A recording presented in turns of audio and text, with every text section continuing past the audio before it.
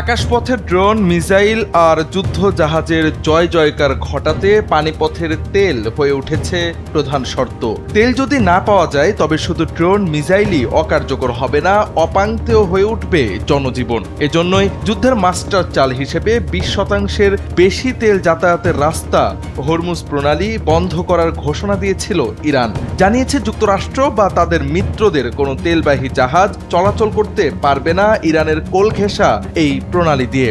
আর এতেই যেন নড়ে চড়ে বসেছে বিশ্ববাজার। তেলের দাম ছুঁয়েছে $100 ব্যারেলে। বলা যায় ইরানের আকাশ জুড়ে আধিপত্য দেখানো মার্কিন জোট ইরানের পানির এই পথের কাছে অসহায় হয়ে পড়েছে। বিপাকে পড়েছে যুদ্ধবাজ ডোনাল্ড ট্রাম্প। আর তাই তো এবার সরাসরি হরমুজ দখলের হুমকি দিয়েছেন মার্কিন এই প্রেসিডেন্ট।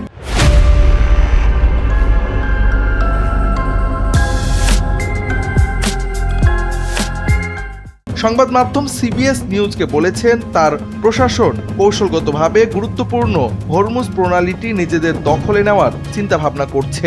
এর আগে হরমুজ প্রণালী বন্ধ করার বিরুদ্ধে ইরানকে সতর্ক করেছেন প্রেসিডেন্ট ট্রাম্প। ট্রুথ সোশ্যালে বলেছেন, যদি ইরান এমন কিছু করে যা হরমুজ প্রণালীতে তেলের প্রবাহ বন্ধ করে দেয় তাহলে তারা এখন পর্যন্ত যতটা আঘাত পেয়েছে তার চেয়ে 20 গুণ বেশি আঘাত পাবে।